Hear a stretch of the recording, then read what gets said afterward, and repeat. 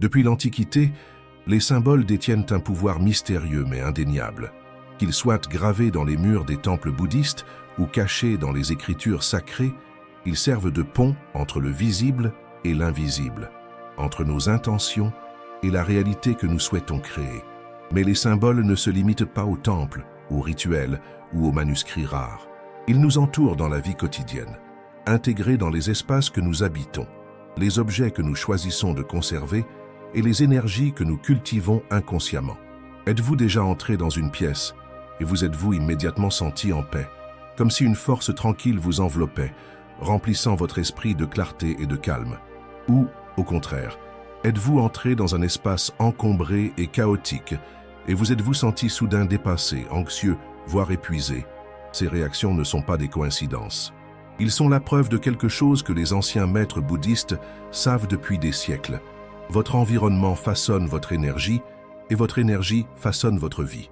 C'est pourquoi la philosophie bouddhiste accorde une telle importance au pouvoir de la vie consciente, non seulement dans les pensées et les actions, mais aussi dans les espaces mêmes que nous habitons. Chaque objet que vous possédez, chaque agencement de votre maison, chaque coin négligé véhicule une vibration qui interagit avec la vôtre. La question est, ces énergies soutiennent-elles votre chemin vers la prospérité ou le bloquent-elles? Beaucoup de gens considèrent la richesse comme quelque chose de purement externe. L'argent gagné, les investissements réalisés, les opportunités saisies. Mais dans les enseignements bouddhistes, la prospérité est avant tout un état interne. Cela commence dans l'esprit, puis s'étend aux habitudes, aux relations et même à l'environnement physique. Une personne qui a constamment peur de perdre de l'argent, qui se sent indigne de réussir ou qui associe la richesse à la cupidité, crée sans le savoir une barrière énergétique à la croissance financière. Mais voilà, ce ne sont pas seulement vos pensées qui influencent votre réalité. Votre environnement physique renforce activement votre état d'esprit. Si votre maison rayonne de désordre, de rareté et de négligence, elle programme silencieusement votre subconscient pour refléter cette même énergie dans votre vie financière. Et parmi tous les espaces de votre maison, l'un des domaines les plus négligés, mais pourtant cruciaux pour façonner votre énergie de richesse, est étonnamment la salle de bain. Oui, la salle de bain. L'endroit où vous commencez et terminez votre journée. L'endroit où l'eau, l'un des éléments les plus spirituellement symboliques, coule constamment. L'endroit où les choses sont emportées, à la fois physiquement et énergétiquement. Dans les traditions bouddhistes et feng shui, l'eau représente la prospérité, l'abondance et le renouveau. C'est un conducteur d'énergie, porteur non seulement d'impuretés physiques, mais aussi d'empreintes énergétiques. Lorsqu'elle n'est pas contrôlée, l'eau peut symboliser une fuite financière. L'argent vous glisse entre les doigts, les opportunités s'échappent inaperçues, l'abondance est évacuée. Maintenant, demandez-vous, quel est l'état actuel de votre salle de bain? Est-ce un espace de tranquillité, de propreté et de renouveau, ou semble-t-il négligé, encombré et énergétiquement stagnant? La plupart des gens ne considèrent jamais le rôle que joue leur salle de bain dans leur vie financière. Mais les enseignements bouddhistes révèlent que, tout comme l'esprit, cet espace peut être soit un allié, soit un obstacle pour attirer la richesse. Pensez à la façon dont votre matinée commence. Vous vous réveillez, entrez dans votre salle de bain, et la première chose que vous voyez, toucher et expérimenter est cet espace. S'il est chaotique, rempli d'objets inutiles ou mal entretenus, il donne subtilement le ton à toute votre journée. Vous ne vous en rendez peut-être pas compte, mais votre subconscient absorbe le message.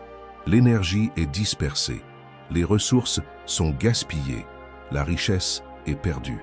Imaginez maintenant transformer votre salle de bain en un espace sacré d'alignement financier, un lieu qui amplifie l'abondance plutôt que de la drainer, un endroit où chaque objet contient une intention, où l'énergie de la prospérité circule vers vous et non vers vous.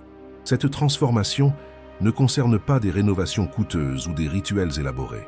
Il s'agit d'insuffler à votre espace un but et des symboles puissants, des changements petits mais profonds qui déplacent le flux énergétique en votre faveur. Les anciens maîtres bouddhistes comprenaient que là où va l'attention, l'énergie circule.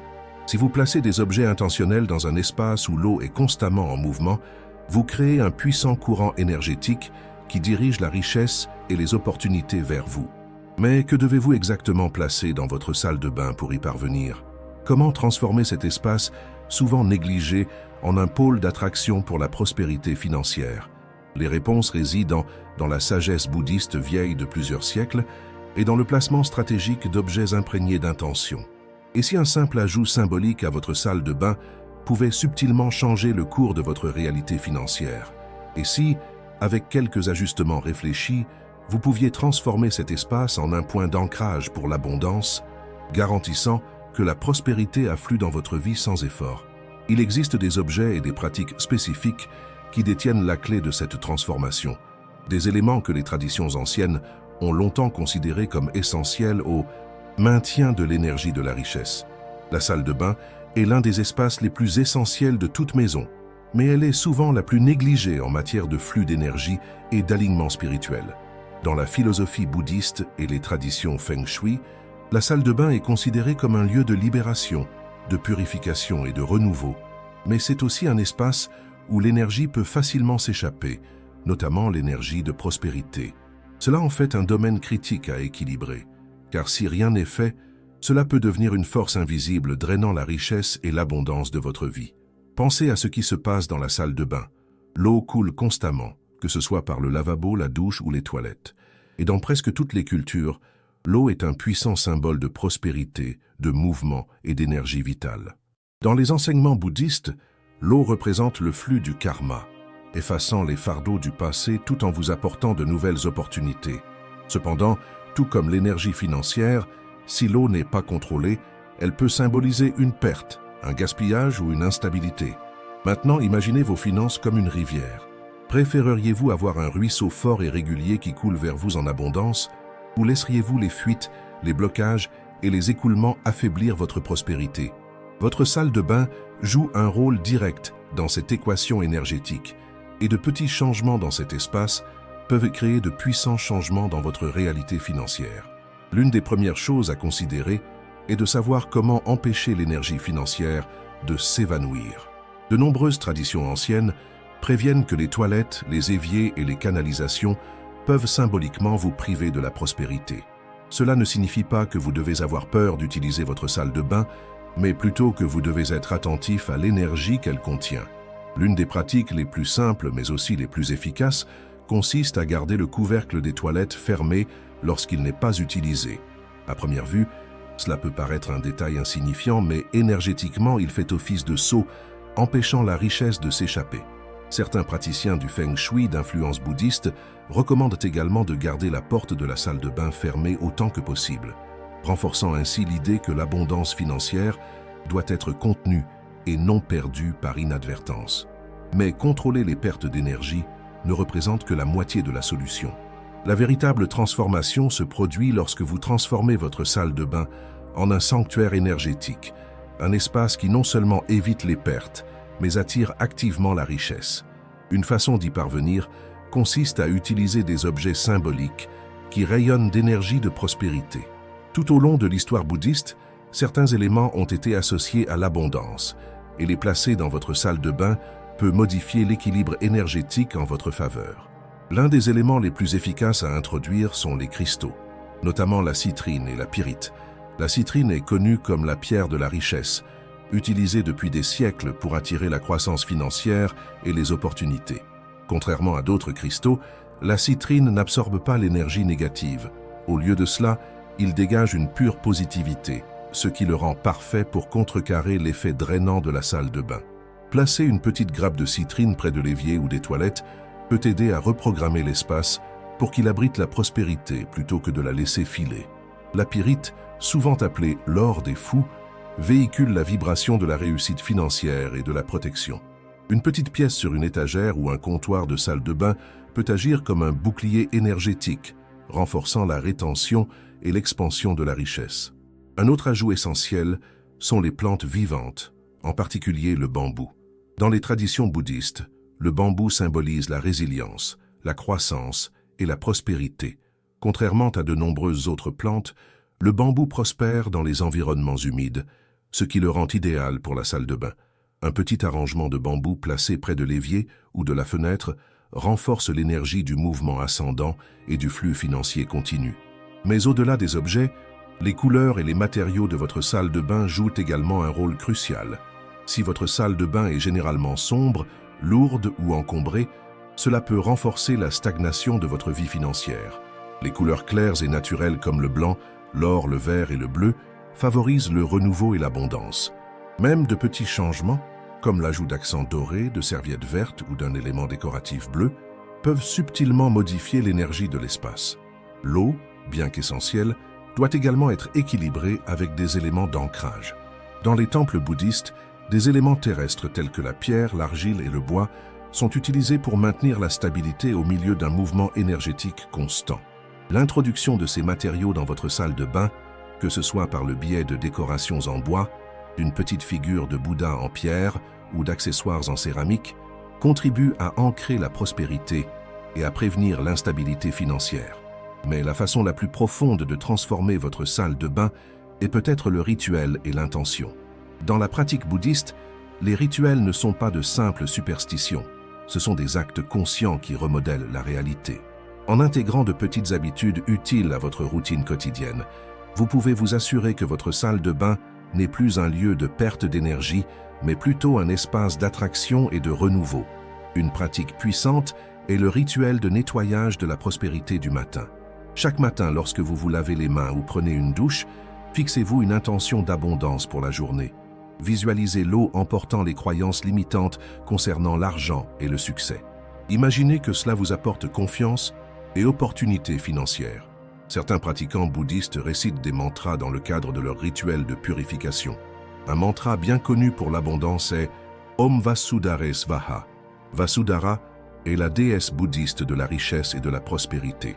Répétez ce mantra pendant que l'eau coule sur vos mains ou votre corps vous connecte à l'énergie universelle de l'abondance. Au fil du temps, cette habitude quotidienne reprogramme votre subconscient pour qu'il attende et attire la richesse. Une autre pratique simple mais efficace est le rituel des bougies de prospérité. Une fois par semaine, placez une petite bougie dans votre salle de bain et allumez-la avec l'intention d'éclairer le chemin vers la réussite financière. Le feu équilibre l'énergie de l'eau, créant une harmonie dans l'espace. Ce rituel, surtout lorsqu'il est pratiqué un jeudi, jour traditionnellement associé à l'abondance dans la culture bouddhiste, renforce votre lien avec la prospérité matérielle et spirituelle. La clé pour maintenir cette énergie est la cohérence. Un simple changement, comme l'ajout d'une plante ou d'un cristal, peut avoir un impact, mais les résultats les plus puissants surviennent lorsque ces ajustements font partie d'une pratique continue de pleine conscience et de conscience énergétique. Votre salle de bain n'est plus seulement un espace de nécessité, c'est désormais une porte d'entrée énergétique, influençant la richesse et les opportunités qui entrent dans votre vie. Mais il reste encore une pièce à ce puzzle. Transformer votre environnement n'est que la première étape. Pour réellement profiter de la richesse, vous devez également transformer votre relation avec l'argent lui-même. La philosophie bouddhiste enseigne que l'argent n'est ni bon ni mauvais. C'est simplement un outil. La manière dont nous l'apercevons et l'utilisons détermine si elle apporte liberté et abondance ou peur et restriction. La richesse n'est pas seulement une question de gain matériel, elle est aussi une question de flux. Tout comme une rivière doit rester dégagée pour soutenir la vie, la prospérité doit circuler librement pour apporter l'abondance dans votre réalité. Dans le bouddhisme, tout est énergie, et la façon dont vous interagissez avec l'argent, les opportunités et même vos routines quotidiennes détermine si vous invitez l'abondance ou si vous la repoussez. Pendant des siècles, les enseignements bouddhistes ont souligné l'importance de l'alignement entre la pensée, l'action et l'environnement. Nous avons déjà exploré comment l'espace physique qui vous entoure, en particulier la salle de bain, souvent négligée, peut drainer ou améliorer votre bien-être financier. Mais maintenant, nous allons plus loin. Et si le secret pour attirer la richesse ne résidait pas seulement dans les symboles externes, mais aussi dans la transformation interne. Imaginez-vous vous réveiller chaque matin en vous sentant complètement aligné sur la prospérité. Imaginez savoir au plus profond de vous-même que la réussite financière n'est pas une question de chance ou de lutte, mais d'équilibre énergétique et d'intentionnalité. C'est le pouvoir des pratiques bouddhistes qui vont au-delà de la théorie et entrent dans le domaine des rituels quotidiens. Des rituels qui, lorsqu'ils sont pratiqués en conscience, ont le potentiel de remodeler votre réalité financière. Si vous êtes prêt à attirer la richesse et l'abondance dans votre vie, commentez « Je veux être riche » ci-dessous. Faites savoir à l'univers que vous êtes ouvert à la prospérité. Et n'oubliez pas de vous abonner à la chaîne pour ne jamais manquer d'informations puissantes sur la richesse, le succès et la croissance spirituelle. Votre voyage vers la liberté financière commence maintenant. Les mantras sont l'un des outils les plus puissants du bouddhisme pour cultiver la prospérité. Ces phrases sacrées véhiculent des fréquences vibratoires qui reprogramment le subconscient, supprimant ainsi les barrières mentales qui bloquent l'abondance. Considérez-les comme des graines plantées dans le sol de votre conscience. Plus vous les nourrissez, plus leurs racines s'enracinent profondément, jusqu'au jour où ils portent leurs fruits sous forme d'opportunités, de percées financières et d'une aisance naturelle avec la richesse. Un mantra particulièrement puissant pour l'abondance est Om Vasudhare Svaha. C'est le mantra de Vasudhara, la déesse bouddhiste de la richesse et de la prospérité. Le chanter quotidiennement, surtout le matin, donne le ton de l'expansion financière et du succès. Mais le véritable pouvoir des mantras ne réside pas seulement dans la répétition, mais aussi dans le sentiment qui les sous-tend. Lorsque vous chantez, fermez les yeux et visualisez une lumière dorée remplissant tout votre être, comme si vous étiez un aimant de richesse. Mais pourquoi les mantras fonctionnent-ils? La science a montré que le cerveau est programmé pour la répétition. Plus vous renforcez une croyance, plus votre subconscient l'accepte comme vérité. Si vous avez passé des années à vous dire que l'argent est difficile à gagner, que vous êtes mauvais en finance ou que la richesse est réservée aux autres, votre esprit cherchera à confirmer ces croyances. Les mantras perturbent ce cycle.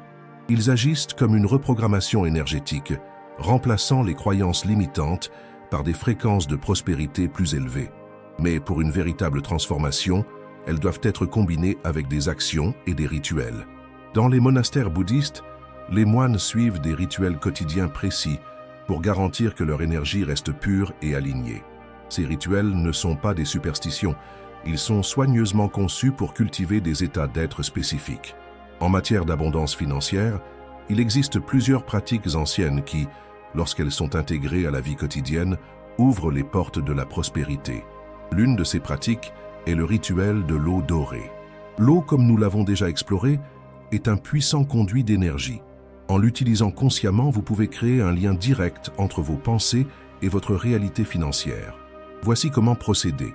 Chaque matin, remplissez un petit bol d'eau propre et ajoutez une pincée de curcuma ou de safran, tous deux considérés comme sacrés dans la tradition bouddhiste. Pendant que vous versez l'eau, récitez le mantra de la prospérité et visualisez votre vie financière se déroulant sans effort, sans obstacle. Laissez l'eau reposer pendant quelques minutes pour absorber votre intention, puis utilisez-la pour vous laver les mains ou saupoudrez-en quelques gouttes autour de votre espace de travail. Cette pratique sert de réinitialisation symbolique, garantissant que chaque journée commence par un nouveau flux d'énergie d'abondance. Cela peut paraître simple, mais le pouvoir réside dans la cohérence. Tout comme une simple goutte d'eau peut paraître insignifiante en elle-même, au fil du temps, elle a le pouvoir de façonner même la pierre la plus solide. Une autre pratique profondément ancrée dans la sagesse bouddhiste est l'offrande et la gratitude. Contrairement à ce que beaucoup croient, la prospérité ne vient pas de la thésaurisation, mais du flux. Dans les temples bouddhistes, les offrandes sont une pratique quotidienne, renforçant la compréhension que donner et recevoir sont les deux faces d'une même médaille. Mais qu'est-ce que cela signifie pour votre vie financière? Si vous vous inquiétez constamment au sujet de l'argent, si vous avez l'impression de ne jamais en avoir assez, ou si vous hésitez à dépenser même pour des choses qui apportent de la joie, vous travaillez peut-être dans un état d'esprit de pénurie. Il s'agit d'un état énergétique dans lequel l'argent semble tendu, restrictif et basé sur la peur. En revanche, ceux qui cultivent un état d'esprit de prospérité comprennent que l'argent doit circuler pour croître. Un moyen simple mais transformateur de déplacer votre énergie financière consiste à créer une pratique d'offre de prospérité. Mettez de côté une petite somme d'argent chaque semaine. Il peut s'agir d'une pièce de monnaie de quelques dollars ou même de quelque chose de symbolique et placez-la dans un espace dédié, comme un petit hôtel. Ce faisant, affirmez que vous contribuez au cycle de l'abondance. Il ne s'agit pas de donner aveuglément de la richesse, mais de renforcer la conviction que l'on a toujours quelque chose à offrir et que donner invite à recevoir.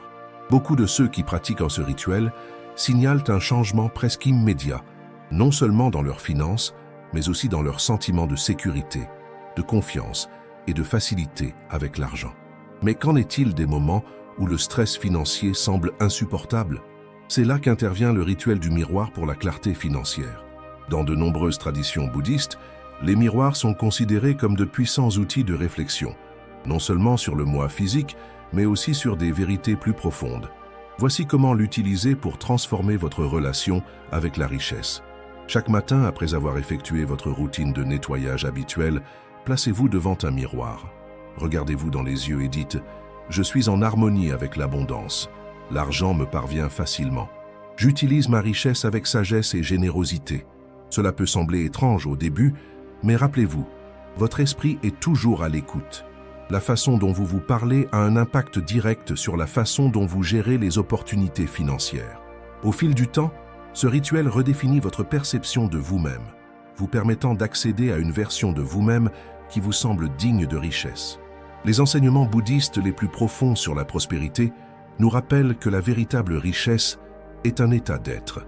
Il ne s'agit pas seulement d'avoir de l'argent, mais aussi d'avoir la paix, la liberté et la capacité d'utiliser les ressources d'une manière qui profite non seulement à vous-même, mais aussi au monde qui vous entoure. Mais comment concilier réussite matérielle et croissance spirituelle? Comment pouvons-nous garantir qu'en recherchant la richesse, nous ne nous perdons pas dans l'avidité ou l'attachement? C'est là qu'entre en jeu la sagesse bouddhiste la plus profonde sur l'abondance. Il existe un moyen d'attirer une prospérité illimitée tout en restant spirituellement ancré, un chemin que les moines, les sages et les maîtres éclairés suivent depuis des siècles. La vraie richesse ne concerne pas seulement les chiffres de votre compte bancaire, elle concerne ce que vous pensez de l'argent, la façon dont vous interagissez avec lui et la façon dont vous lui permettez de circuler tout au long de votre vie. De nombreuses personnes passent toute leur vie à rechercher la réussite financière, croyant qu'une fois qu'elles auront atteint un certain nombre, elles se sentiront enfin en sécurité, heureuses et épanouies. Pourtant, nous constatons à maintes reprises que l'argent à lui seul ne garantit pas la tranquillité d'esprit. Certaines des personnes les plus riches du monde éprouvent encore de l'anxiété, la peur de la perte et un sentiment de vide, tandis que d'autres, bien moins riches, vivent avec un profond sentiment de contentement et d'abondance. Alors, quel est le véritable secret d'une prospérité durable? Les enseignements bouddhistes offrent une perspective unique qui transcende le monde matériel, tout en reconnaissant l'importance de la richesse en tant qu'outil de liberté, de croissance et de générosité. La leçon principale est simple mais profonde. L'argent doit vous servir et non vous contrôler. Lorsque vous apprenez à cultiver une relation avec la richesse basée sur la pleine conscience, l'équilibre et le but, vous débloquez un niveau d'abondance qui n'est pas seulement matériel, mais profondément spirituel. Pensez-y, que signifie réellement la richesse pour vous? Est-ce la possibilité d'acheter des articles de luxe, de parcourir le monde ou de prendre une retraite anticipée?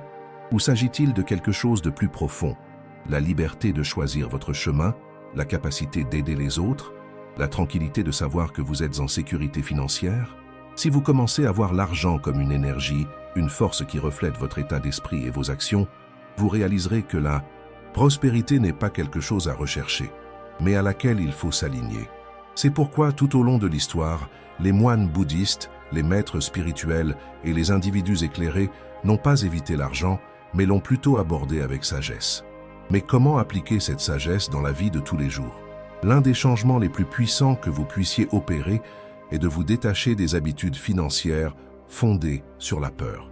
De nombreuses personnes fonctionnent dans un état d'esprit de pénurie, où chaque décision concernant l'argent est ancrée dans la peur. Peur de perdre, peur de ne pas en avoir assez, peur de passer à côté de quelque chose. Cette peur crée un cycle dans lequel l'argent, au lieu d'être un outil de liberté, devient une source de stress et de limitation. Adoptez plutôt le principe bouddhiste de non-attachement. Cela ne veut pas dire que vous ne devez pas vous soucier de l'argent ou cesser de poursuivre des objectifs financiers. Au contraire, cela signifie que vous devez rechercher la richesse avec clarté, confiance et sens du but, plutôt que du désespoir ou de la peur. Par exemple, disons que vous avez un objectif financier, qu'il s'agisse d'augmenter vos revenus, d'épargner pour une maison de rêve ou de démarrer votre propre entreprise. Au lieu de l'aborder avec du stress, de l'anxiété ou un sentiment de « j'ai besoin de ceci ou je vais souffrir », changez votre état d'esprit et dites « je crée de la richesse en tant qu'expression naturelle de mon potentiel.